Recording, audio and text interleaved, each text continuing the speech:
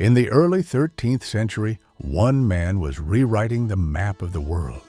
Samarkand's blue-tiled domes burned, Persian cities with towering minarets crumbled. Armies that once felt invincible fled before his horsemen, columns of dust rising across the endless steppe. His name was Genghis Khan. By 1221, he had reached the very doorstep of India. And then he stopped. He turned away. He never crossed the subcontinent's great frontier. To understand why, we first have to understand who he was chasing. This wasn't a conquest, it was a manhunt. His target was Jalal ad-Din Mingburnu, the last prince of the Khwarezmian Empire, young, defiant, dressed in the ornate armor of Persian nobility. Months earlier, at the Battle of Parwan in the Afghan mountains, Jalal ad-Din had done the unthinkable. He defeated a Mongol army. It was a humiliation Genghis could not forgive. He took personal command of the pursuit, driving the prince across ruined cities and burning plains, pinning him against the wide, churning banks of the Indus River. At the Battle of the Indus, under the harsh midday sun, the trap snapped shut. Genghis crushed Jalal ad-Din's forces. The prince was cornered at the canyon's edge, Mongol arrows darkening the sky behind him, a deadly drop to the river in front of him. He didn't surrender. His black warhorse reared at the precipice. Jalal ad-Din gripped the reins with armored hands, looked back one final time at the Mongol horde, and spurred forward, leaping in full silver armor off the steep cliff and into the churning waters of the Indus far below. On the opposite bank, Genghis Khan watched. His archers raised their bows to finish the prince, but the great Khan raised his hand. He stopped them.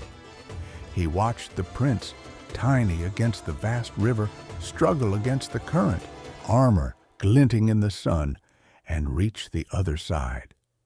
According to the Persian historian Juvaini, Genghis turned to his sons and said, "Such a son every father should have." The Mongols had won the battle. The prince was exiled. The path to India, with its distant mountains and green plains, lay wide open. But the Khan did not follow. Why stop? Because Genghis Khan wasn't a chaos agent. He was a calculator. His wars followed a pattern: revenge. The Khwarezmians had murdered his merchants in the dusty markets of Otrar. The Jin dynasty had oppressed his people from their walled cities of stone and jade. They gave him a casus belli, a reason for war. But India? India had done nothing. The ruler of Delhi, Sultan Iltutmish, wise-faced, wearing the turban of Indo-Islamic royalty, was a master of statecraft. His sultanate was barely 15 years old, fragile and unstable. When Prince Jalal ad-Din arrived at Delhi's red sandstone gates begging for asylum, Iltutmish faced an impossible choice: help a fellow Muslim prince and invite the Mongol apocalypse, or refuse him. Iltutmish chose survival. He politely refused asylum. Later accounts suggest he deflected with diplomatic language about the unsuitability of the climate. But the message was clear. Delhi, with its towering Qutub Minar and bustling streets, would not become Genghis's next target. By denying Genghis a reason to invade, the Sultan saved his empire. But even if Genghis wanted to invade, India itself was the problem.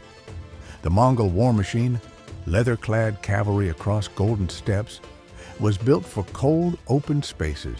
India was thick monsoon clouds, dense green jungles, and sprawling river systems that cut cavalry into narrow funnels.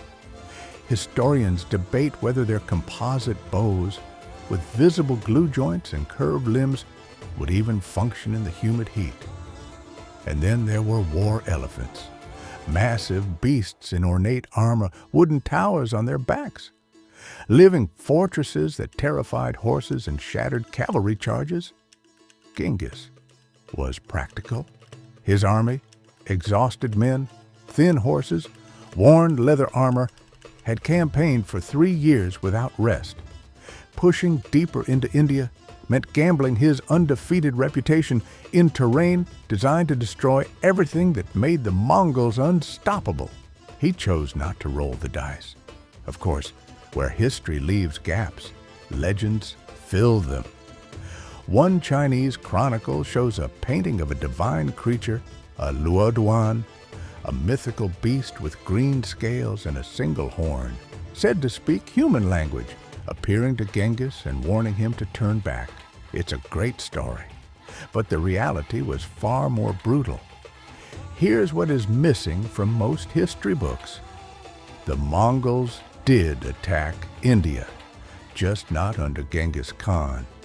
And when they finally did, it proved exactly why Genghis was right to hesitate.